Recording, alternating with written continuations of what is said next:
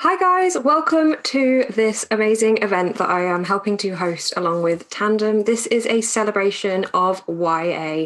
We have got some really amazing authors that are going to be speaking to you tonight. I am Beth and I am from Books Nest on pretty much all platforms. So you can find me over on Twitter, Instagram, YouTube, my blog, basically everywhere. I just talk about books online for you guys. So tonight is going to be going through some amazing works of YA. We're going to be interviewing 4 authors, chatting all things books. If I've thrown any words at you and you're thinking, what is Bookstagram? What is happening here? Basically, I take photos of books on Instagram and post them into the lovely community of people within the Bookstagram community. There's loads of us there. We're a very friendly, jolly bunch. So if you're watching this thinking, that sounds like my kind of thing, then do please join us because it is absolutely the best time. But that is me. And now we're going to talk about the actual event itself and who we've got coming up. So first of all, to mention that the ticket sales for tonight have all been donated to National Literacy Trust, which is an independent charity that works alongside schools and communities to give disadvantaged children the literary skills needed to succeed in life, which is a really lovely event, cause that this event is giving to. So it's really great that not only are you watching a fantastic event, but you're also supporting a really deserving cause. So the authors that we've got coming up tonight, 4 fantastic YA authors. I have read books by all of these and I am obsessed with them all. So we are very lucky to be treated by their presence and answering questions and their chats tonight. So first up, we're going to speak to Kailyn McManus. Now, Kailyn McManus is an American author of young adult fiction. She is most well known for her novel, One of Us is Lying, which is amazing. One of Us is Lying has spent more than 130 weeks on the New York Times bestseller list, which is insane. That is a lot of weeks. Her other works are equally fantastic. They give me goosebumps. As a YA thriller writer, she is just superb. She knows how to spin a plot twist and just make characters that you are absolutely gripped to and cannot put down. Her books are definitely one-sitting reads for me. We're also going to be chatting to Juno Dawson, who is a best-selling novelist, screenwriter, journalist, and a columnist for Attitude magazine, which is amazing. Like so many accomplishments. Her writing has also appeared in Glamour, The Pool, Dazed, and The Guardian, and her most recent novel, Wonderland, has been described as a searing exploration of mental health, gender, and privilege. I absolutely loved Wonderland. It was like an instant 5-star read for me. Just superb. It's an Alice in Wonderland retelling, modern, with complete different twists and turns on the characters, and it will just ensnare your brain. It is superb. Then we've also got Kailyn Bayron, who is the best-selling author of Cinderella is Dead, which is a sort of Cinderella retelling, but more like 200 years after Cinderella is dead and the patriarchal system that's been left behind. She is a classically trained vocalist, and when she's not writing, you can find her listening to Ella Fitzgerald on loop, attending the theatre, watching scary movies, and spending time with her kids. And her novel, The Poison Heart, is out later this year. And finally, we're going to be chatting with Holly Jackson. Holly Jackson's first novel, A Good Girl's Guide to Murder, has become the UK's best-selling YA and children's debut of 2019, which is amazing, and is a #1 New York Times bestseller and has spent half a year and counting on the New York Times bestseller charts. Holly Jackson's book actually, I think, got me into YA thrillers because it's all about Pip in an English village solving crimes, and I live in an English village pretty much, and it was just all too real. Well, not that I go about solving crimes, but it's a fantastically gripping thriller as well, mystery. Really great. So we've got some really fantastic authors to chat with you today. I cannot wait to chat with them further. They're going to all read excerpts from their book. We're going to do some Q&As. So again, I think you'll see that there's a Q&A box on the call that you can pop your questions into, and we'll try and get to as many of them as possible. Hopefully we can answer yours. But first off, we're just going to go through the author interviews, chat with each author. They're going to read from their book, and we'll just do a little vague introduction to each book. So we're going to start off with Kailyn McManus, who is the author of The Cousins, which is her most recent release. So we'll just get her on now. Hi. How are you doing? Doing well. How are you? I'm good. Yeah. So you're going to read to us from The Cousins, which was amazing. I think I have about 4 copies that I've accidentally ended up with.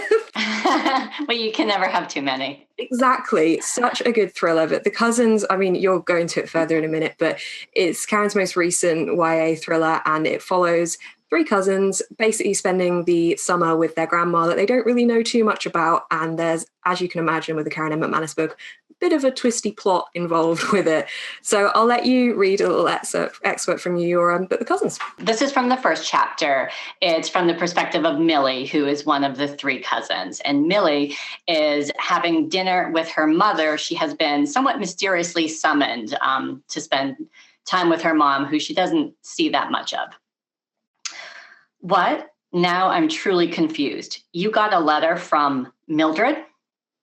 I don't have a nickname for my mother's mother. She's not Grandma or Mimi or Nana or anything to me because I've never met her. I did. The server returns with Mom's wine and she takes a long, grateful sip. I sit in silence, unable to wrap my head around what she just told me. My maternal grandmother loomed large over my childhood, but as more of a fairy tale figure than an actual person. The wealthy widow of Abraham Story, whose great something grandfather came over on the Mayflower. My ancestors are more interesting than any history book. The family made a fortune in whaling, lost most of it in railroad stocks, and eventually sank what was left into buying up real estate on a crappy little island off the coast of Massachusetts. Gull Cove Island was a little-known haven for artists and hippies until Abraham Story turned it into what it is today, a place where rich and semi-famous people spend ridiculous amounts of money pretending they're getting back to nature. My mother and her three brothers grew up on a giant beachfront estate named Catmint House, riding horses and attending black tie parties like they were the princess and princes of Gull Cove Island. There's a picture on our apartment mantle of Mom when she was 18, stepping out of a limousine on her way to the summer gala her parents threw every year at their resort. Her hair is piled high and she's wearing a white ball gown and a gorgeous diamond teardrop necklace.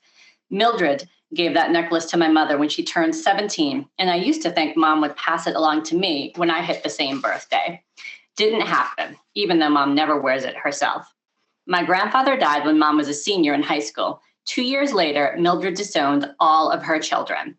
She cut them off both financially and personally with no explanation except for a single sentence letter sent 2 weeks before Christmas through her lawyer, a man named Donald Camden who'd known Mom and her brothers their entire lives. You know what you did. Mom has always insisted that she has no clue what Mildred meant.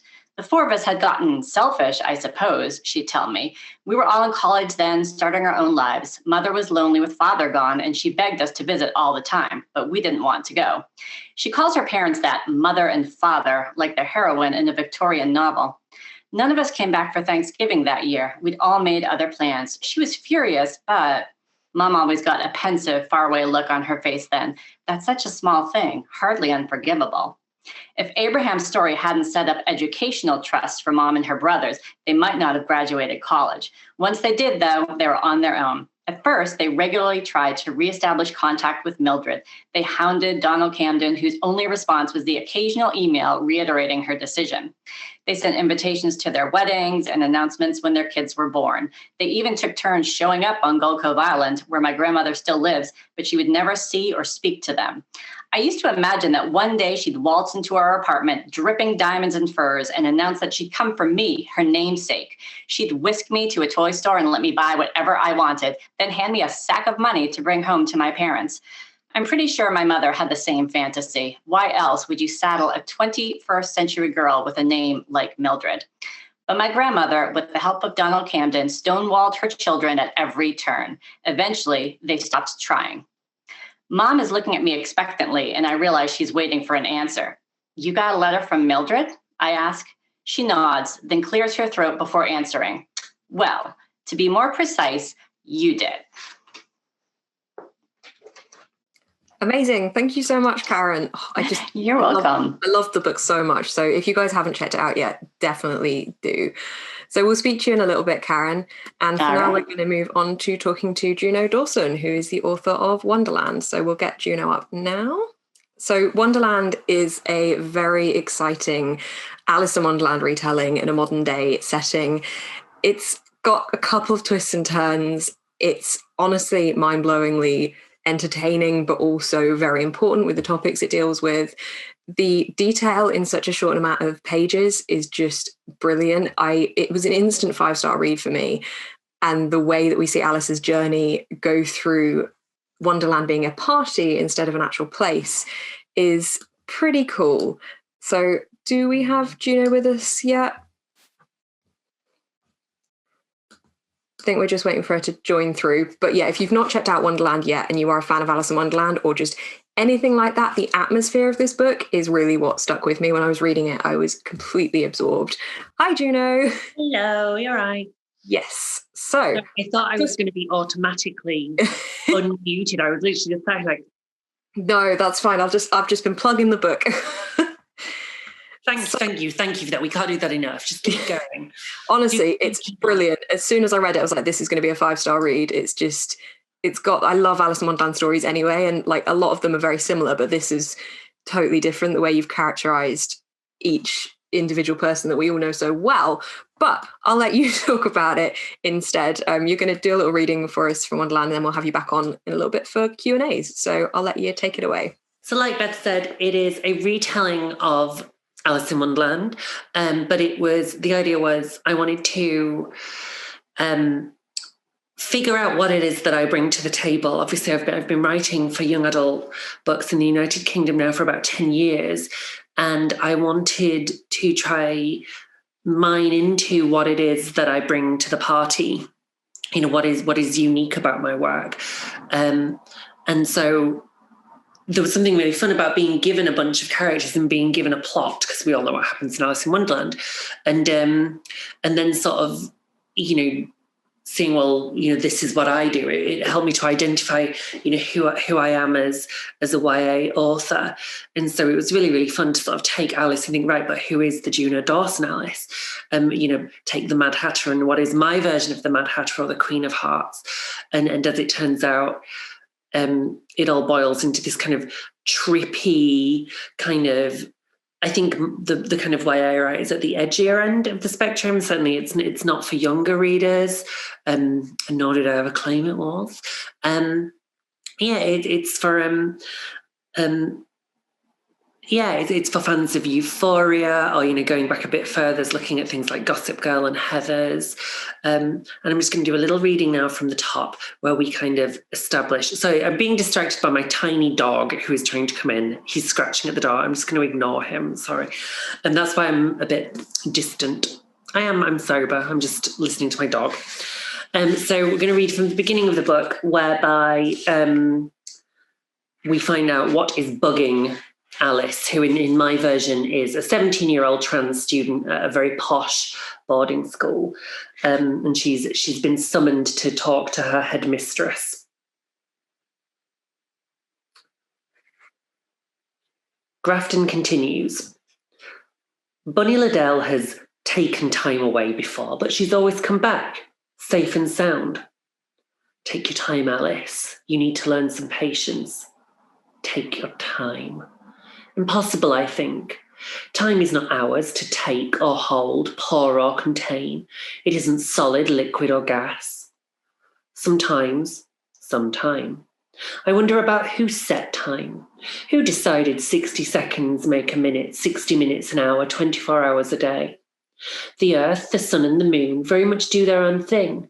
But I think it's interesting that man, and I'm almost certain it was man, no woman would have the deluded self-confidence to claim mastery of the universe, tried to regiment the terrifying globe of fire above our heads. Curiouser still that we all go along with it so obediently. But I digress. Bunny. We weren't supposed to meet, I say quietly, looking up at Grafton. I haven't told anyone that, not even Dinah. Miss Grafton takes off her glasses. I wasn't aware you were close to Bunny. She's not in your circle of friends. Well, that would be difficult. I have only one friend, and two people do not a circle make. We're a line. I shrug. I'm not going to soil the memory of that night with wet clay words for my teacher. Previously on Alice's adventures, a replay bursts across my mind's eye in vivid technicolor. The waltzers, her honey blonde curls strewn across her face, the violet glitter on her eyelids, the fillings in her back teeth as she laughed, the skinhead who spun us faster as we screamed, the red-hot perkers to my heart. I suppose I must like the tummy flip. Alice, we don't know each other that well. And that's the truth. She'll be fine, Grafton says dismissively. The police and her parents aren't overly concerned at this stage. It's only been a week. In any other world, an 18-year-old vanishing without trace for a week would be a cause for great alarm. But this is London. London society, no less. Last summer, so it's said, Bunny Liddell flew to her parents' beach house in Ibiza for the whole of August without telling anyone until she turned up on a podium at Pasha. The winter before that, she was found after a frantic search in her aunt's Chamonix ski lodge toasting marshmallows with Lady Louise Windsor. Bunny goes and comes back. But I may well have been the last person to see her, or the second to last person to see her alive. Oh, it aches.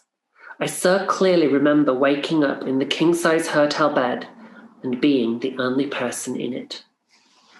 It gives me the tingles you reading it.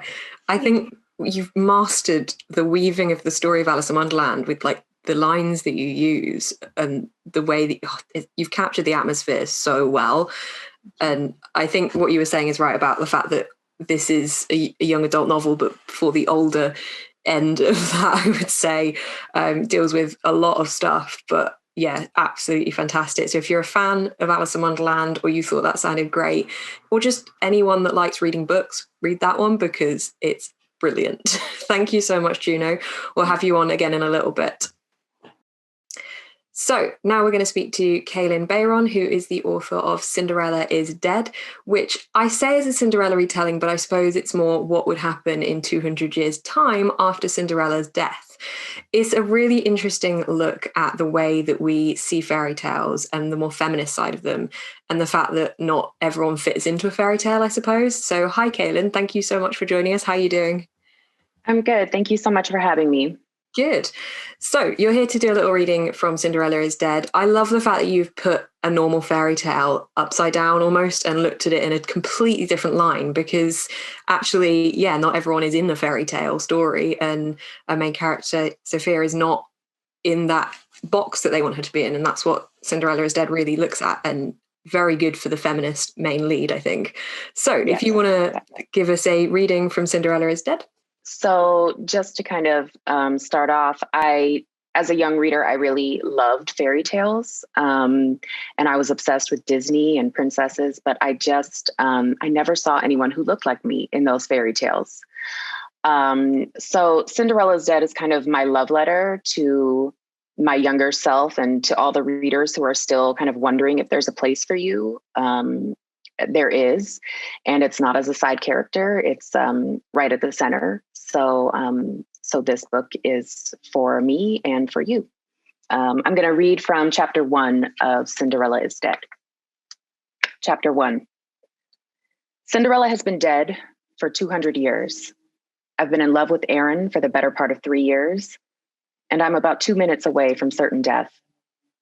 When the palace guards find me, and they will, I'm going to die in the forest on Leal's eastern border, but I don't care. The only thing I'm focused on is Aaron, who is pressed up against a tree directly across from me. The palace guards don't see her yet, but they are headed her way. They stop a few feet from where she's hiding. Her eyes grow wide in the shadowy confines of the forest. I meet her gaze across the wide swath of carriage pathway that separates us. Don't move, Aaron. Don't make a sound. I fell asleep in the tower last night, one of them says. Someone woke me, but still I was lucky. If the king found out, it'd be my head on a pike. You're going to the ball, one man asks. No, says another. All work and no fun for me, I'm afraid. That's a shame. I'm hearing the girls in this year's group are the prettiest lot in a generation. In that case, is your wife going to have an accident? It'd be a shame if that first step down to your cellar suddenly came loose. They laugh from the gut, hissing and sputtering, and from the sound of it, they are falling all over themselves. Their voices move away from us until I can't hear them anymore. I pull myself up and run to Aaron, who is still cowering behind the tree. They're gone, I say. I take hold of her hand and try to calm her. She peers around the tree, her face tight with anger, and jerks away from me. Of all the impossible things you've ever convinced me to do, coming out here has to be the worst one. The guards almost spotted us, but they didn't, I remind her. You asked me to meet you here, she says, her eyes narrow and suspicious. Why? What is so important? I've rehearsed what I'm going to say to her, practiced it over and over in my head. But as I stand in front of her, I'm lost. She's angry with me, and that's not what I want. I care about you more than anything. I want you to be happy. I want us to be happy. She stays quiet as I stumble over my words, her hands clenched at her sides.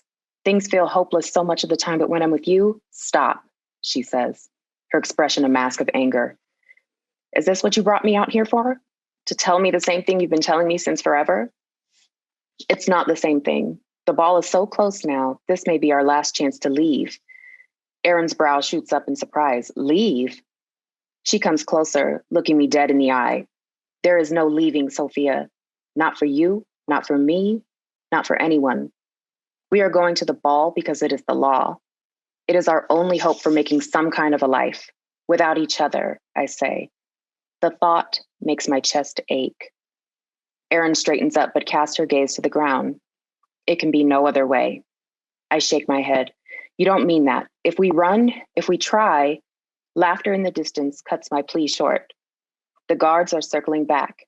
Erin ducks behind the tree and I dive into the brush. You don't get to work in the palace if you don't know how to say yes and shut your mouth, says one of the guards as he comes to a stop directly in front of my hiding spot. If you don't have the stomach to do some of the things he's asking for, you're better off out here with us. You're probably right, says another man. Through the branches, I see the tree Erin is hiding behind. The hem of her dress is caught on a rough patch of bark and is poking out. The guards look in her direction. What's that? He asks. He takes a step towards her, his hand on the hilt of his weapon. I kick against the bush. The entire thing shakes, causing a cascade of rust-colored leaves to rain down on me. What was that? One of the men asks. They turn their attention back to me. I shut my eyes tight. I'm dead. Amazing. Thank you so much, Kailyn. So that was a reading from Cinderella is Dead, which is just brilliant. If you want empowered female leads that are trying to beat the patriarchy, then check that book out. It's superb. So we will chat with Kailyn again in a minute. If you guys have got any questions at all for any of the authors coming on tonight, then do drop them through in the Q&A and we will get to them in just a little bit. But first, we are going to chat to our final author for the special little inserts that we're reading out, and this is Holly Jackson. Holly Jackson is the author of A Good Girl's Guide to Murder and the sequel Good Girl, Bad Blood, which follows Pip, who is an amateur detective at school. Hi, Holly. Hey. So it's just saying your book follows Pip, amateur detective at school, solving crimes in a small English village, and it's just, she's so clever, so clever. I can never guess where you're going with these books. So it's, this. Thanks very much. Yeah, that's just about the gist. Small town mysteries, girl fixes them because teenage girls are the smartest in the world and are constantly overlooked. So yeah, that's the long and short of it, really. Amazing. It's such a good thriller.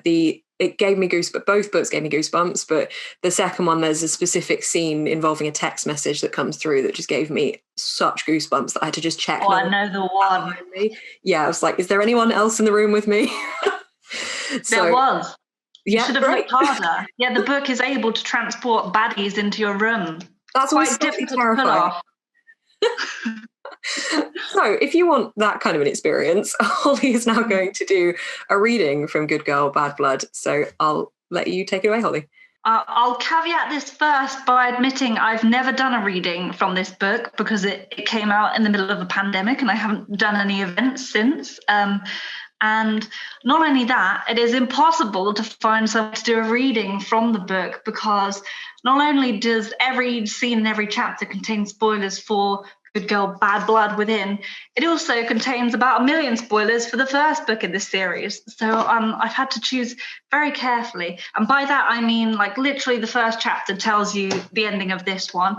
And then I even have, I was trying to be sneaky because I know when people are reading series, they read them like a year after and you might forget all the details. And the details are super important in this kind of book. So I did a very clever thing, I thought, where I pretend there was some kind of article talking about like the podcast that's kind of the format of the book. But really, it was just put in there to recap the entire first book for everyone who'd read it a year ago or couldn't quite remember or needed to be refreshed on the details. So literally those 2 pages just give away every single spoiler from the first book. So I'm not going to read that one now in case no one has read the book here. Also, my reading is very short because if I go any further, I can run into spoilers. So I'm going to have to fluff the time a bit. I might tell you what I'm having for dinner afterwards or something. Okay, so this is from chapter 4 in the book. And I hope I've thoroughly checked that there are no spoilers. If there are, I'll suddenly go really white and shocked and I might just do a dance awkwardly. Okay. Today hadn't even been quiet to make up for it. Pip had taken Josh to football this morning, standing in a cold field to watch the game. Then Ravi came over at lunch to record another update on the Max Hastings trial. Afterwards, Pip had edited and uploaded the mini episode, updated her website, and replied to emails. So she sat down on the sofa for 2 minutes in Josh's place just to rest her eyes. But 2 had somehow become 22, sneaking up on her. She stretched out her neck and reached for her phone to text Connor when the doorbell went. For goodness sake, Pip said, getting up. One of her legs was still asleep, and she stumbled over it into the hallway. How many bloody Amazon deliveries does one man need? Her dad's furious next-day delivery addiction. She undid the chain, a new rule in their house, and pulled open the door. Pip! It wasn't the Amazon delivery guy. Oh, Connor, hey, she said, fully opening the door. I was literally just texting you back. What's up? It was only then that she noticed his eyes. The way they somehow looked both far off yet urgent, too much white showing above and below the blue. And though Connor had a pink-cheeked, freckle-faced complexion, his face was flushed red, a line of sweat trickling down his temple. Are you okay? He took a deep breath. No, I'm not. His words cracked at the edges. What's wrong? Do you want to come in? Pip stepped back to clear the threshold. Thank you, Connor said, stepping past as Pip shut and locked the door. His T-shirt was sticking to his back, damp and bunched up. Here. Pip led him into the kitchen and pointed him into one of the stools, her trainers discarded beneath it. Do you want some water? She didn't wait for him to answer, filling up one of the clean glasses on the draining board and placing it in front of him with a thud that made him flinch. Did you run here? Yeah. Connor picked up the glass with 2 hands and took a large gulp that spilled over his chin. Sorry, I tried to call you and you didn't answer, and I didn't know what to do other than just come here. And then I thought you might be at Ravi's instead. That's okay, I'm right here, Pip said, sliding up into the seat opposite him. His eyes still looked strange, and Pip's heart reacted, kicking around her chest. What is it? What do you need to speak to me about? She gripped the edges of her stool. Has something happened? Yes, Connor said, wiping his chin on his wrist. He parted his lips, and his jaw hung open and closed, chewing the air like he was practicing the words before he said them. Connor, what? It's my brother, he said. He's missing. Dun, dun, dun. Oh, and Beth's back, so I don't have to do an awkward dance to fill the time. Thank God. Well, no, we'd love to see the awkward dance, though. Please do that if you'd like. No, that's okay. I'll save it for another occasion. Amazing. So that was Good Girl, Bad Blood. The first book is A Good Girl's Guide to Murder, if you wanted to check that out. It's very, very exciting, and I absolutely loved it. So we're going to bring everyone back in now. Cameras are popping up. Hey guys. So we're going to go into the panel segment at the moment. So keep piling your questions through. I've got a couple of questions here that are pre-decided ones that we wanted to chat about here, and then we'll do the Q&A from you guys. So just going to fire them at you guys, and we'll just have a little bit of a chat and just go through some answers, I suppose. So the first one, I feel like we're starting at the one that no reader ever wants to be asked. What is your favourite read? We'll start with Karen. Well, like ever or this year? Oh God. I mean, you could go with this year if you wanted to make it a little bit easier. Okay, let's narrow it down a little bit. How about this year for thrillers? Okay, and I still have like 3. But I really loved the Inheritance Games by Jennifer Lynn Barnes that came out last year. It actually has some really fun parallels to The Cousins. And a book that is great, it's not out yet, but I think it's coming out tomorrow in the US and next week in the UK, is The Girls I've Been by Tess Sharp.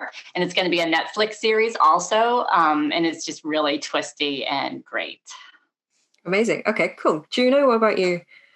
I'm excited about The Girls I've Been. I've just been sent a proof, and I love Tess's previous books as well, both YA and adult. I'm the world's slowest reader. This year, my favourite book has been a book called Ace of Spades by a young British author called Farida Abike Aimidi. And it's kind of like, it's all my favourite things. It's a bit of Gossip Girl, a bit of I Know What You Did Last Summer, a bit of Pretty Little Liars, a bit of Get Out. I just thoroughly enjoyed it. I whipped through it, and it's quite a big book as well. So I really did. I think it comes out I want to say June, I think. Oh, okay. And Kalynn, what about you? It's really hard to narrow it down, but one of my favorite books of all time is The Changeling by Victor Laval. And I would say this past year, one of my favorite reads was Legendborn by Tracy Dion. Cool. And Holly? I've been really useless. The last year I've not read much because I've been doing my own so many books, too many. The year 2021 is the year of rest, is what I'm saying, because 2020 was too much. But if it was my all-time favorite book, I like to say House of Leaves by Mark Danielewski, because then everyone goes, oh, interesting, because it's a very kind of like cerebral meta book. So it makes you look intelligent, but also it's kind of like essentially kind of a haunted house type book, but it's a lot more clever than that, and it's got a lot of layers, and it's got loads of gimmicks in it, and I love a gimmick, as you can probably tell by my own books, and I use gimmick affectionately.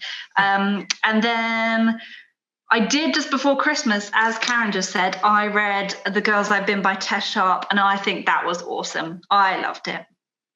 Okay, I've definitely added The Girls I've Been to my wish list. I'm just jotting these down as out of screen to just get more recommendations. Well, yeah, Always that good. one is really good. Yeah, good. Do you find, guys, then you generally do get much time to read, or is it once your brain just slows down and stops from writing that you don't want to jump back into something else literature related, I suppose? Karen? Yeah, it really depends on where I am in my own writing cycle. If I'm drafting, I don't want to read other thrillers. So I'll usually read a different genre like fantasy or contemporary romance. But sometimes I don't even have time to do that. So 2020 was kind of an odd year in that I had a lot of writing to do, but I also had a lot of downtime because I wasn't going anywhere. So I did manage to get some reading in. Yeah. What about you, Juno? It's strange. I got into this very strange habit where I started to feel guilty, in that time where time when I could be reading, I should be writing. And over lockdown last year, I've tried to kind of teach myself out of that and to actually relax more and to give myself more time to read. And certainly I want to read a lot more this year than I did last year. So I'm sort of trying to set myself a little goal of kind of trying to read one book a week. I won't stick to it. But I think very much like Karen, while I'm writing YA, I tend not to read YA. And similarly, now that I've started doing bits of other stuff as well, which will soon be announced. Yeah, I shouldn't have even said that. Ignore, pretend I didn't say anything. Just Write it up. Write that down, Beth. Trim out the other bit. Go. Cool. Okay, what about you, Kalynn? Yeah, I over this past year, I think it's been really difficult to kind of make the time and have the headspace, especially when you're working on multiple manuscripts. I've got a couple different things going on, so it's been a challenge. But I think that I've just tried to kind of branch out from what I normally read. I read a lot of children's literature, so I've been reading some more adult and a lot of horror novels. With everything that's kind of going on in the world, I think sometimes people tend to shy away from, scary stories, but I kind of take refuge in that. So I've been reading a lot of Stephen King, a lot of Anne Rice, and just kind of using it as an escape. Yeah, I think that's a good shout. I mean, we are living in a bit of a horror book at the moment, but yeah, you can still escape into them. What about you, Holly? You've kind of already said a little bit, but... Yeah, I struggle with it. I've got lots of people sending me so many proofs of books I want to read and quote for. And last year I was kind of writing a big book and another book, within the space of 7 months, 2 massive projects. So I was just tired. I mean, I still read every night, but just as Karen and Juno said, I don't like to read anything so I don't want to read a thriller or a murder mystery while I'm writing it. I don't really know why. It's not because I think I'll steal their ideas or anything. I just kind of don't want it. It kind of feels like work, and I don't want to be comparing when I'm trying to switch off. I don't want to be oh, that's good, I should have done that, or oh, mine's better than that. I just want to be completely turned off from work stuff. So I've kind of been reading a lot more fantasy the last period. I'm trying to read this trilogy quickly before the Netflix series comes out, because I love to be one of those people who's I know what's happening next because I've read the book. I only read when it serves me being annoying at some future state. But I struggle at the moment. But as I said, year 2021 is the year of rest. So I'm going to read lots of books. I'm going to write one maybe, but I struggle a lot with it. Although I do take a kind of holistic approach to storytelling. So if you want to be a writer, you need to read and learn how people do it there. But I do think that I get a lot of inspiration from TV shows and playing PlayStation games if they have a good narrative sort of drive. Last year when I had a bit of downtime, I played The Last of Us 2 PlayStation game, and then after that I was just filled with ideas, buzzing, oh, I'm gonna do this. So yeah, my books may have taken a darker tone because of that PlayStation game, but books tend to suffer a little bit, so I'm sorry everyone waiting for quotes. Gotta have your downtime. I think that's always important. I think audiobooks are a great way with that as well, because often when you're writing, because in my full-time job I write social media for a living and I'm just staring at words, and sometimes you just want to listen to a story instead of physically reading it, which can be a really good option as an alternative, I suppose. But yeah, it's still, I imagine when it's all you think about, you probably want to break from it sometimes. So you guys have all written brilliant YAs. But what do you think makes a good YA? What are the qualities? And I suppose as well, because there's always been a lot of discussion online, people saying that YA is an age group, not a genre, because obviously you can have a fantasy YA, a thriller YA. So it's very much writing for a certain age audience, but yet other ages read it as well. So yeah, what makes a good YA for you guys? I'll start with you again, Karen. Sorry. No problem. For me, it just comes down to characters. That's where I spend the most time when I'm planning out a novel. And because I write multi-POV, it's not just who are these characters, but how are they going to work together as a unit, because I feel like the chemistry between the characters can almost be its own character if you do it right. And they have to, have stakes that the audience cares about. They don't have to be, end of the world, life or death, but it has to be important enough to the character, and the character has to be important enough to the reader that they're going to want to keep going on that journey with you. Yeah, perfect. Cool. Juno, what about you? I think I'm always looking for something surprising. I love that, because YA isn't a genre. You can stroll over to that kind of corner of Waterstones or any good independent local bookshop, and you don't know what you're going to get. If you are reading like adult murder mystery, you can kind of slightly the kind of things that you're going to see in that novel, whether you're reading Agatha Christie or Ian Rankin, or you kind of know the language of that genre. Whereas I love with YA, it can be anything. And I've said, I swear to God, I have read a YA book written in the last 10 years. But the book that got me into YA was Noughts and Crosses by Mallory Blackman, which I think is a really good example of a book which completely defies any sort of categorization, in that it's a romance, it's a dystopia, it's an action, it's a searing political satire about race and class. It can do so much, and that's what I love about YA, which is you can tick an awful lot of boxes. That's a really good point. I love that about it too. And I think that's why, it's annoying when it's grouped as a genre rather than an age group, because you can tick so many boxes with it. You're right. Kailyn, what about you? What do you think? I think it's about relatable characters and really writing them with the kind of nuance that they deserve. A lot of times when you're writing for young people, there's this idea that you have to kind of dumb things down, or that you have to, make things oversimplified. And it's, I think it just shows kind of a lack of respect for the reader. The young readers deserve all of the nuance and the complications that come along with being, 15 or 16 or 17 and just trying to navigate the world. And so I think it's about making those characters well-rounded. I also think it's about making the reader feel something. It doesn't necessarily have to be warm and fuzzy all the time, but I think it's about making the reader feel the character's sense of, joy and their hopes and their dreams and their fears. And it's just about evoking emotion in the reader. Yeah, perfect. Okay. And Holly, what about you? Well, as Kailyn was just saying, I think the best kind of YA around there, it doesn't patronize its readers. It doesn't talk down to them, because teenagers are damn smart. They don't really need you to handhold them. They'll get it. I mean, they're going to take over the world. We need to trust them.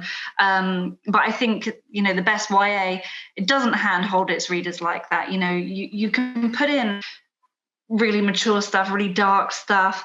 And, I think YA readers are some of the most kind of engaged readership that there is. I mean, when they love stuff, they really love it. When they hate it, they're probably going to super hate it, and you might hear about it. But I just think YA is so good at encouraging discussions, and as the others said, having well-rounded characters that kind of represent society as it is, so people can see people who look like them in a book, and it's inclusive, and it's not afraid to go into deep topics that affect social issues going on in real life. And I feel like that's something that, and a fast pace, is something that kind of typifies YA if you were to look at it as a whole approach, even though there are different genres therein. I think that kind of inclusivity and kind of thoughtfulness and fast pace is the sort of thing that separates it from lots of adult fiction, because there are exciting adult fictions, but a lot of it is boring.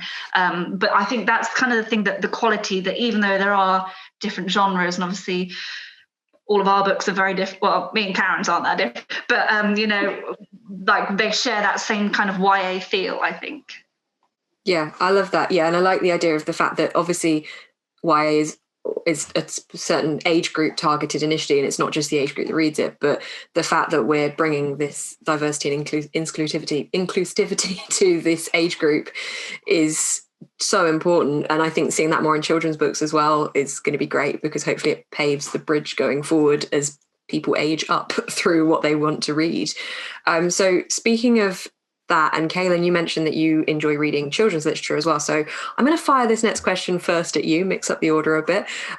What do you think, where are the lines between middle grade and YA? Because obviously you guys have all got very different YA books, and we've already mentioned how Juno's book is more at the higher end age-wise of YA.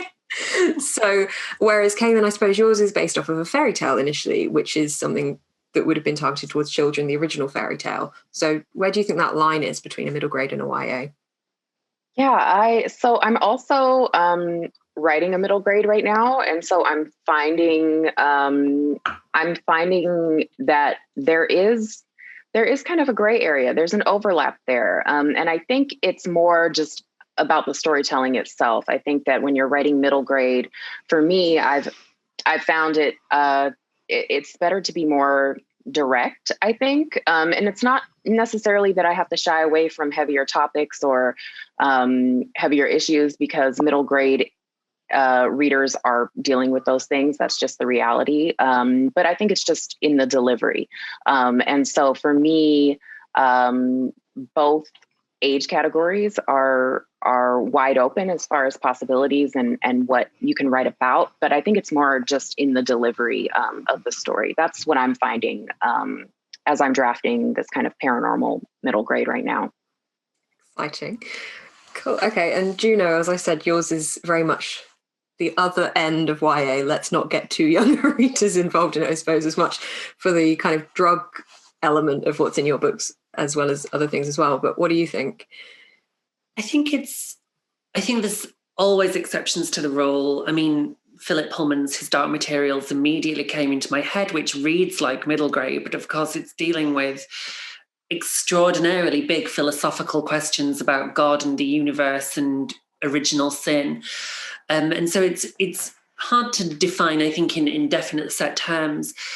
I know, because I used to be a primary school teacher, so I know sort of instinctively, I think when you have gone from one to the other, and I think as a reader, you know when you've gone to that place that is dealing with the real darkness, and sometimes middle grade can use monsters really effectively to hint at or be allegorical of the darker sides of the human condition. I think Harry Potter sort of did that well, to an extent, with things like the Dementors, as a metaphor for mental illness. But, I would say Harry Potter is kind of fairly squarely mid-grade for the first few books at least.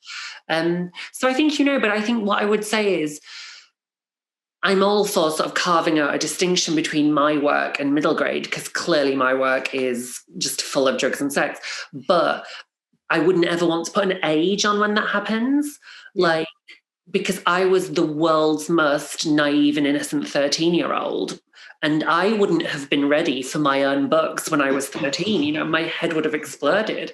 Whereas I know there are lots of 13-year-olds who are ready to read Clean or Meat Market or Wonderland. And so I think it's about readers and their parents or carers kind of having that instinct for when it's time to make the shift from mid-grade to YA. I've actually spoken about your book recently, Juno, in a video talking about books that are okay to talk about sex in literature, and the idea that I think a lot of people, like you said, but people will take education from it in a way, I suppose, as well, and that will be how they learn about things, rather than saying, Mum, what's this?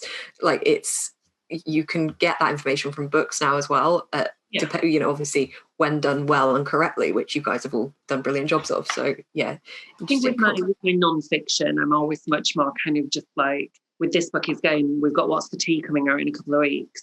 That really is me saying, hi kids, your sex education is mostly terrible.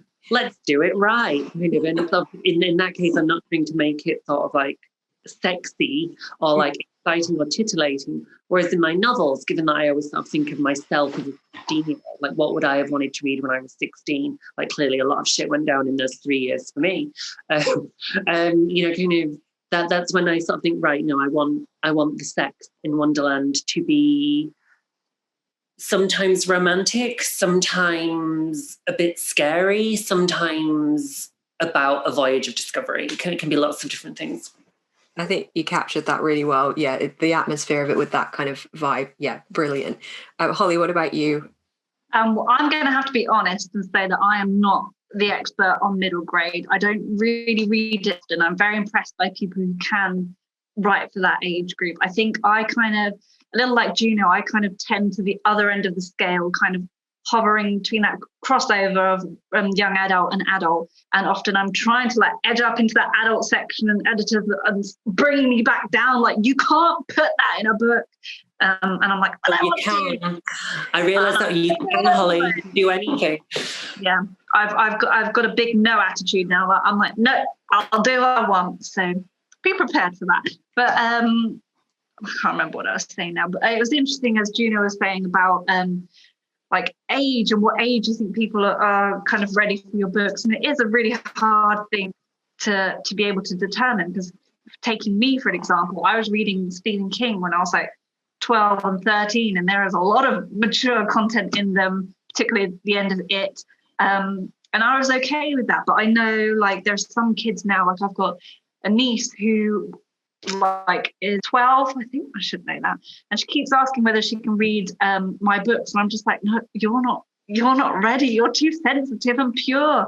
And it's really hard. Like, I've had conversations with publishers about this. And I think from my perspective, it's responsible to put like a sticker on if there is like mature content. Like my books reference things like sexual assault and drug use as well. So I think some of them now say, what does it say? Oh, it says contains mature content, very, very small at the bottom there. But I tend to think of them as kind of like 14 plus, but it's really hard then to know if younger readers would be ready for them. And I saw a mother ask me on Twitter, she was like, can my 9-year-old read your book? And I was like, no. Wrap her up in bubble wrap, protect that young mind. So yeah, that wasn't at all. It's very different when you've got it in a book as well, because if a kid's watching a TV show or a film or something that contains something that isn't necessarily appropriate for their age, they can just kind of not really take it in. Whereas if they're physically reading it, you absorb that in a very different way and then get words that you can say, what does this mean? Karen, what about you on the bridge between middle grade and YA?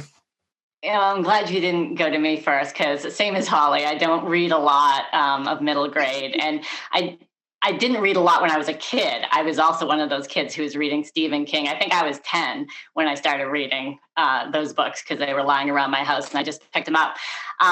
So I don't have a great window into how they differ. I know, like, for me, if I were to change age category, I would go up. You know, I don't feel like my voice is suited to middle grade. So I would probably do an adult thriller if I were to switch that up a little. But I was interested to find out, you know, when I started writing my books, I had 14 and up in mind. And I was amazed at how 12 and 13-year-olds are often my most passionate readers, the ones I hear from, the ones who say that the book impacted them, they relate it to their lives. And so at first I was a little nervous, you know, like Holly, I was like, really, you're reading that? There's stuff in there. Like, it's for your tender ears. Yeah. But, you know, now my son is 14, my nieces and my nephews are turning 13, 14. I am much more aware now of what else is being consumed by kids those age. And I'm like, okay, yeah, my books are, they're probably okay for the majority of kids. And I do hope, you know, that parents sort of can help them make that determination, or teachers, if this particular kid is emotionally ready for that book. If anything, you're just expanding your audience because you can get the parents to read it first. And there you go. Onto the kids. Cool. Okay, so the last of the panel questions before we move on to the Q&A, because we've got a lot of questions from everyone watching, which is very exciting. What are the secrets to a thrilling and exciting YA? We'll go in a random order. Juno, we'll start with you. Oh, I mean, I can only sort of go with the things that I loved reading when I was a teenager. And, you know, I sort of, actually, again, the difference between me being 10 and then me being 13 or 14 was I started off on point horrors, which really ages me. Kind of in the 90s, I was very much a child of R.L. Stine. And, you know, those books were designed like crack, you know, at the end of each chapter, you know, there was a weird noise in the dark, or something hit the window, or some weird thing was pushed through the letterbox, and you had to read on. And, you know, I remember hearing my mum going to bed and still reading kind of with a lamp on, kind of, because there was no way that I wasn't going to stop reading until I found out it was her best friend, because the best friend was jealous of her boyfriend or something, you know, and that was, and I think those tricks, those hooks, those techniques kind of, they're as old as the hills. And, you know, I've used them now, and I'm sure we all have, because young adult readers are a tough crowd. Holly already said, you know, if YA readers get bored, they will give up on a book in a way that an adult might not give up on a book, and then they will go online and tell you your book was shit, which adults probably wouldn't do as well. So I think, yeah, it's about just keeping people reading. Yeah, I think that's perfect. I mean, those are the books that I love the most, the ones that really literally kept me on the edge of my seat. I think when you have a one sitting read, that is like a true achievement. Karen, I think I read one of us is lying in one sitting. I was just like, no, I can't, don't disturb me. I have to know, because you can't put it down. So I suppose, Karen, what would you say makes a good thrilling YA? Yeah, that's my favorite thing to hear when someone tells me, oh, I was going to go to bed and I said just one more chapter, but then I ended up finishing the whole book. And that's what I think about when I write, because I know that my books appeal to a lot of reluctant readers. They don't love reading necessarily, but they enjoy my books. And what I think is, I don't want to lose you, you know? So I do try to do the chapter cliffhanger type thing where you get to that end and, oh, there's something you just need to keep going and figure it out. And also just keep raising questions that people are desperate to know the answers to. So, you know, I like to layer in lots of sub mysteries in my mystery so that you're getting answers as you go along, and that's satisfying, but you're also getting more questions. Yeah, I think that's, yeah, you saying that aloud, of course, that's exactly what you do. Yeah, because with the cousins, it was like, I'm learning, but I'm also like, what? It's the perfect balance. What about you, Holly? You definitely kept me hooked with finding out what the hell is happening with Pip. Yeah, I mean, the kind of murder mystery YA thriller lends itself quite well to those tactics, as Juno was saying, the kind of hook at the end of the chapter. And when I'm kind of coming up with a book, I study a lot of screenwriting as well. And interestingly, like in TV shows, that's kind of how they're set up. They'll have like the hook of each individual episode whilst like maintaining the series thread. And I think in a lot of ways, like that translates quite well to a YA thriller, because it almost is like a series of episodes, like a series. I mean, some may be more of a film structure, but when I go into it, I kind of think of it as like a mini TV series. Someone make it happen. But the other thing that I kind of wanted to do, because I really like to read books like this, like House of Leaves, as I said, and there's another one, what was it called? Night Film by Marissa Pessel, I think.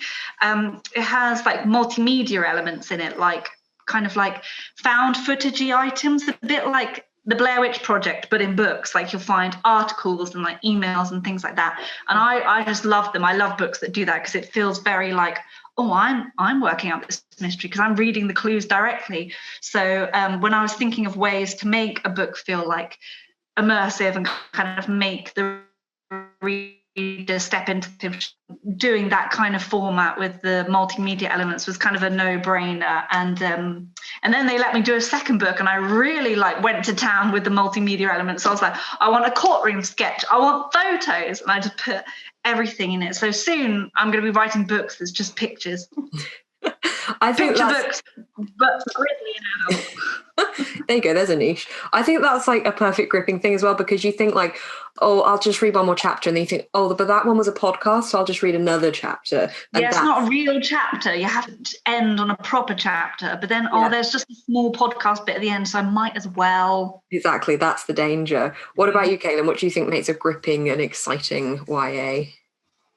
I think it's about, for me, it's just, I love when the stakes are sky high, and I love it when the emotions are really just raw and palpable. And I think, I have to be invested. I really have to feel like I'm connected to the characters, and I really want to know what happens to them, good, bad, or ugly. So yeah, I just think it's about that kind of immersive experience. If I have all of those things, and I love things that are scary, even though they're not meant to be. Maybe it's more subtle. I love stuff like that. So any of those things kind of do it for me. Awesome. Okay, so that is all the questions from the panel. Now we're going to move on to the Q&A questions from everyone that's watching. We have a lot, so I'm going to try to get through as many of them as possible. Some of them are to all of you, and some of them are specifically to just one of you, about specific parts of your books or things in relation to them. So we'll try and get through as many as possible. Starting from the oldest going forward, we've got one here for Karen. So Danny asks Karen, absolutely love your books, and I'm constantly thinking what they'd be like as movies. So which of your books would you especially love to see on the big screen, and who would you cast for any of the characters? Well, I don't know if you guys know, but One of Us is Lying has been greenlit as a TV series. and it is going to air on the Peacock network in the US, which is Universal's new streamer. Don't know the international distribution yet. That's still to be determined. Don't know the premiere date yet. It could be as early as this year, like this fall.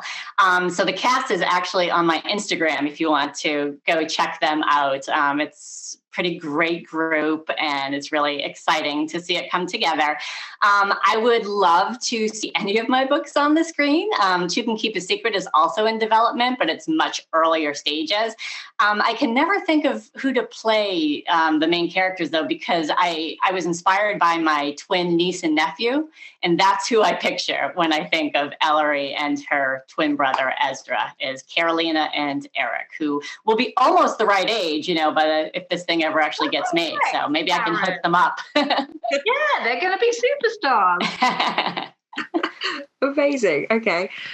Holly, one for you. Was the case/story of Andy Bell based on any real life small town murders that took place within the UK?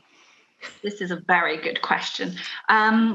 The storyline in the first book isn't based on any one true crime case, but kind of every single element in it is kind of something that is from a real life case or something similar, because I was inspired by a true crime podcast, which is kind of where I started the kernel of this idea, and I listen to a lot of them, like a lot. Like when I'm doing any kind of chore type activity, I'm like, I know what will make this less boring: murder, and I just put it on. So I know all murders. So whenever there's a new like Netflix true crime documentary about like the new one, like The Night Stalker, I'm like, oh, I already know everything about that one.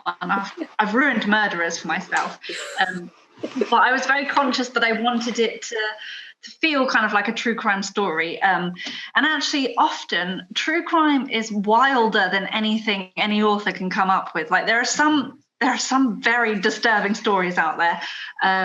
So yeah, for the first one, it was kind of more patterned on things that had happened. And then in this book, it is influenced, I will say, by a very, very famous sort of case that happened in the 90s in the UK. I can't say what it is because it will literally give away the entire book. But if you're familiar with that case, you probably will be able to see where kind of its influence has been in the kind of main mystery of the book. So yeah, I do take a lot of inspiration from true crimes, but I'm not going to try and steal someone's real life trauma and put it in a book. Kind of like bits and pieces.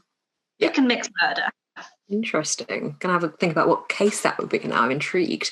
Okay, Kalynn, 1/2 for you. They kind of are similar. So the first one is from Ellie, and it is, do you think you would ever do any other fairy tales? And then we've got to kind of combine that with a question from Jade, which is, why Cinderella? Do you have a strong connection to that specific fairy tale? So answer one is yes, and that's pretty much all I can say about that. And the second question, Cinderella is super visible. I think that even if you've never read the Cinderella story or seen the Disney movie, you kind of know the plot points. And so because it's just everywhere, and we're also familiar with it, but there's also this element of it's not really very accessible to people like me. I am a queer Black woman. And I don't, I have a lot of nostalgia for the story, but I just never, kind of like I was saying earlier, I just never saw anybody like me in any of those stories. So I wanted to take this thing that was very visible, and I wanted to make it accessible to people like me. And I also wanted to show other people who maybe don't share that that kind of intersectional identity, that we can play those roles as well, and we can be right at the center. And so for me, it was just kind of a mashup of all of those different feelings about the Cinderella story. Awesome, I love that. Okay, we've got one for all of you now from Tasmin. How old were you when you finished your first ever complete draft of a book? We'll start with Karen and we'll go around from there. I was 8 years old. It was a book about a witch who couldn't cast spells. It was about 5 pages long. When will we be seeing that one coming to our... Any day now. Yeah, just a lot of revisions in those 5 pages. It's a little light on plot. That's a good 5 pages there. That's decent. What about you, Juno? So my first one was called Hollowpike. I wrote it when I was still teaching, and I think I was 28. I think that sounds about right. Kailyn, what about you? I was 19, I think, when I wrote my first attempt, like at a full length novel. I'm not even going to go into details about what it was about because it was awful, terrible, trash. But before that, I would say like kindergarten, I wrote my first piece of, I guess you would call it like fan fiction, which was Wizard of Oz, and like the Wicked Witch and Dorothy were both like my sisters, and I wrote this story about it. So yeah, so that's kind of, yeah, that's that. I feel like people are going to just want to start reading these books that we're talking about now. Holly, what about you? Oh, mine's a really embarrassing one because I wasn't like old enough for it to be cool or like young enough like Karen for it to be like a funny story. I was like 15, I think. Bit of a weirdo, bit of a nerd who sat and wrote an entire manuscript, and it was long. I looked like a few years ago because I think it's somewhere like hidden on my hard drive. It was over 100,000 words, so I put in time. I don't know when I did it. I can't really remember now. It's kind of, yeah, it must have been like the year before GCSEs, and it's so bad. It's like I think it's meant to be a YA fantasy, but it's kind of just a riff of like Harry Potter, Narnia, and Lord of the Rings wrapped up into one. And I just remember there being like an elf who I had the hots for because I didn't have a real life boyfriend, so he was like my boyfriend, and that was it. Brilliant. So basically there are 4 fantastic works out there that we'll never get to see that just sound amazing. Cool. Okay. I'm trying to get through as many of these as possible, but there's so many amazing questions. So the next one is from Jazz, and this is to everyone. And feel free to chat about this like together rather than just waiting for me to come to each one of you. But do you have any LGBTQ plus book recs that you think are underhyped? Anyone want to take that one? I do. In the thriller space, there's some really great books. Anything by Caleb Roehrig, Tom Ryan, or Derek Millman are all great. Specifically, what's it called? I Hope You're Listening by Tom Ryan. Scream All Night and Swipe Right for Murder by Derek Millman, which is just such a good title anyway. And Caleb's first book is called White Rabbit, and I love that one. Awesome. I'm writing these down as we speak. And as we were saying, Tess Sharp's The Girls I've Been, which I don't think that's underhyped. It hasn't come out yet, and I hope, well, soon. And I hope that's a really good example. Amazing. Juno? I read a book last year called Reverie by a young author called Ryan LaSala, Ryan's the best. He's so good. And the thing is, I read a lot of YA books, and it takes a lot for a YA book to surprise me, and Reverie surprised me. It felt fresh as a daisy. I've got that one on my shelves. Okay, I might pick that up soon. What about you, Kailyn? Yeah, so many of my favorites are not underhyped, so I'm trying to think, but I think Anger is a Gift by Mark Oshiro. What else? Full Disclosure by Cameron Garrett is fabulous as well. There's so many. I love Felix Ever After, Case and Calendar. Oh my gosh, You Should See Me in a Crown by Leah Johnson. Yeah, there's so many. They're not, some of them are not underhyped at all, but I have so many. Yeah. I have another one. Can I do another one? Yeah. It's not out yet. It's called After Love by a British author called Tanya Byrne. That's about what would happen if there was a group of sort of queer teenage Grim Reaper girls stalking the streets. And yeah, that's it. I hope it does really, really well. And it's Tanya, I would read a shopping list that she wrote, to be honest. Amazing. Okay, I've written that one down as well. Cool. Great recommendations there. I hope everyone's jotting these down somewhere. If someone could just send me all of these, that would be great. Another question here is, any advice for aspiring authors writing their first YA, or I suppose their first anything? Anyone want to take that one? Or do you want me to just keep throwing them at you at random? Karen? I'll start. Don't let or make someone else tell you no is what I like to tell people, because I did try to write when I was in high school and college, and I thought that was what I wanted to do. And I never showed my work to anybody because I just decided all by myself that it wasn't good enough. And so I just stopped writing for like years, and years. And then when I started up again, I had a community because I found fellow writers on social media and elsewhere, people telling me to keep going or encouraging me. So I did query 2 like pretty bad books before One of Us Is Lying. And I did get told no a lot, but I learned from that. And it got me into the habit of putting my work out there, which you do have to like develop that thick skin because there is a lot of rejection in this industry. But yeah, let someone else do that. Don't do it to yourself. And then don't be discouraged when they do, because we've all heard it. Amazing. Cool. Does anyone else want to add anything onto that one?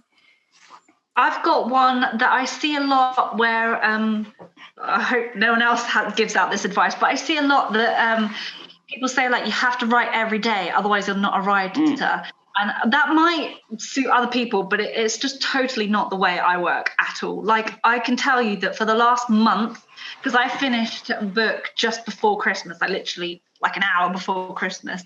And since then, I haven't written one word. So that's literally a month. I haven't written a word. Oh, well, I've done like emails, but in terms of like actually writing, I haven't. And like, I only really write when I'm in the drafting stage. I'm one of those people who kind of plans and plots the book. So it's basically laid out like I've got every beat and every scene before I like turn it into a book. So I'll have like an outline that'll be like 30,000 words or something. So I guess that counts as writing, but I don't have to like write and make it sound fancy. I'm just scribbling down, then this happens, then this happens. So yeah, I think there's quite a lot of like fear mongering about you have to write every day or you're not a writer. And that's BS, because I definitely don't. I think that's really quite encouraging for people in the comments, because I know that so many people are trying to be budding writers whilst doing a full-time job or also being a blogger on the side. And it's just, there's a lot of pressure on people, I think. So yeah, it's good. Everyone's approach sounds different, which I like. Did either Juno or Kailyn want to add anything onto that, or do you want me to move on to the next question?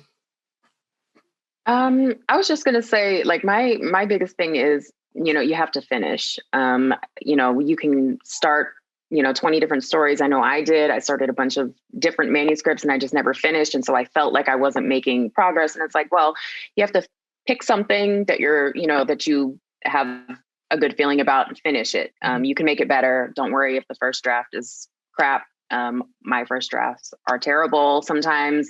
Just finish the story and then you can make it better. I mean, all I would add to that is don't forget yourself, which is that only you can tell the story that you're going to tell. And I think it was definitely in my second book when I realized, oh my gosh, this doesn't have to sound like anyone else. It doesn't have to sound like Philip Pullman or Mallory Blackman. It can sound like you. And, even if all of us in this room were set the same brief, we would write 4 incredibly different books. And that's, don't forget to bring yourself to the table. It doesn't have to sound like any of the books you've ever read before. Amazing. That's some really good tips there. Also, I mentioned about, is someone writing down all these recommendations? Tandem have commented saying that they are going to be posting up all the recommendations. So they'll all be in one place for anyone wondering, like myself. I like this question. Do you find it hard to get into the mind of a teenager? This has come from Mia. And I feel like a visual representation of this is in 13 Going on 30 when Jennifer Garner is acting as a teenager. Is that something you find tricky? Karen, do you want to start again there? Shockingly easy. Probably shouldn't be as easy as it is. I don't know. I feel like I never sort of lost that mindset of questioning like my place in the world and trying to figure out, what I think about X, Y, and Z. I question a lot. I like taking in new information. I like kind of, figuring out the people around me. And I don't know, it comes fairly naturally to me. I feel like the voice comes fairly naturally as well. The tricky part is making sure, because I write contemporary, that you're current enough with platforms, with social media, with pop culture, but you're not putting so much in that you're going to completely date your books in 6 months. Okay, Holly, what about you? I find it shockingly easy as well, because I don't think I've grown up in the last 9 years when I was last a teenager. Wait, is that bad maths? Probably. But no, I think in a lot of ways that the kind of like character arc you might find in a YA book, like often we have coming of age stories. I think they're super appealing to people in their 20s, their 30s, their 40s. Like those coming of age kind of stories, they can happen later in life. Like if I were in a YA book, my life or a YA book, and I had my kind of coming of age arc, that would probably have hit like when I was first writing this books when I was like 23 or 24. And I think that kind of like, I mean, not all books do this, but a lot of YA books is kind of like a who am I, finding yourself kind of arc that is in whatever story it is, in whatever genre. And I think that's kind of appealing to anyone, however old they are. So I think it is kind of easy to kind of put yourself back in that place where you're like, what did I want to be? Who was I? And then with things like, as Karen said, with social media and platforms and things, I mean, kind of like the format of my book means that I kind of have to put in a lot of those references. So I just spend a lot of time like scrolling down Reddit, and it's research, and no one can tell me it isn't. If I've spent 4 hours just scrolling and scrolling, it's research, looking at memes. Perfect. Juno, how about you? I think when I first set out, I sort of decided going forward that I wasn't going to assume my teenage characters were any different to adults. And I think people often forget the adult part of young adult. They're young adults. And, when I was a teenager, me and my friends, we thought we knew it all. We thought we knew the best bands. We thought we had the best taste in books. We thought we dressed like absolute lunatics, but we thought we had it under control. And actually, I find myself as an adult, I find myself less certain in some ways than I was of things when I was 17 or 18. And so I just sat out writing characters who were teenagers, but they didn't have any less worldview than I had. They have an opinion about music and politics, their parents.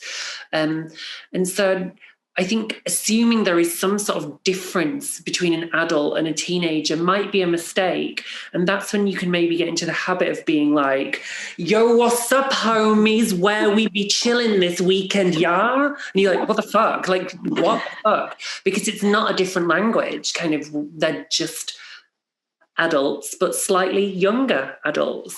But that's just the way I do it. I don't know. No, I like that. Yeah, it's true.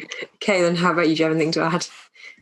I mean, I am a mom. I have 4 kids, and so I have teenagers in my house. And if I'm ever, I find myself, the YA space is pretty comfortable for me, but if I ever have a doubt, I can kind of, they can act as my beta readers. And there have been times when they're like, absolutely not. No, don't do that. And I'm like, okay, cool. Let me go back and fix that. So yeah, so it's nice to have, actual teens who really don't care about my feelings, who live in my house. So yeah. Oh, perfect. Okay, well, this is our final question. Again, this is one for all of you, so if anyone wants to jump in, but last question is from Ellie. When you have a manuscript that you think, hey, maybe this could be a good book one day, what's the first step you would advise taking to make that a reality? I know there's probably a lot you could say on this, but we'll try and keep it narrower. So Juno, you reacted to that, so I'm going to come to you first. Really hard, and there just isn't a right or wrong way to do it. First of all, it really, really helps if you're famous or off the telly. That's one's good, especially in the UK. That really helps. Have you been on reality television? If you haven't, the next best thing to do is to find someone who can critically read it. And I heard Karen earlier say that she found some sort of community. I was part of an online writing community, which is called Latopia. I think it's still there. And, I was very, very lucky in that I had a couple of friends who I've known them for long enough that they were able to be constructive with their criticism. But not everybody has that. And trying to get your partner or your mum to read your work isn't always the way forward, because they're not going to really go into the nitty gritty of it. But it's about where you find that kind of support. Just as a personal example, in the last month or so, I mean, a lot of my friends have done their lockdown novels. And are they asking you to read them? they did ask me to read them, and because, do you know what, these were friends, and I was like, sure, I will read them, and they were not ready to go further than that, you know, and I think mine certainly wasn't. I remember, you know, my first book, you know, I shut out the gates and thought it was ready to start submitting to agents and agencies, and it wasn't. And actually, one of my beta readers, so a beta reader is basically someone you get to read your work who is semi-trained, I guess, and kind of knows the field you're writing. And you can make contacts on Twitter, you can make contacts on Instagram. There's lots of ways to do it. And yeah, I think you need that person. And, you know, I won't say who it is, but it's my friend, and he wrote it as YA. And within a page and a half, I was like, this is middle grade, and it needs to be middle grade, because what you have here is a really, really good idea for a middle grade novel, but it's not, absolutely not YA. And trying to sell a YA book is much harder than middle grade anyway in this country. So I was like, here's your advice, and off you go. So I think it's about finding that person. I think that was the longest answer to say get someone to read it there has ever been. Sorry. No, that's perfect. I hope that's encouraging some people in the comments, because a lot of people are asking about writing tips. Holly, what about you? Do you have anything to add? Kind of just going off the end of what Juno said there, I think what I wish someone would have told me when I was kind of submitting, because before I wrote A Good Girl's Guide to Murder, I wrote it was an adult, like, alternate historical, like, thriller about a thief in kind of like 16th century England, and I like poured my heart and soul into it, and that's what I sent off to agents. And I got, you know, lots of people asking to read the full manuscript and saying, we like your writing. I don't think I can sell this, like, it's not really a genre, it's not a thing.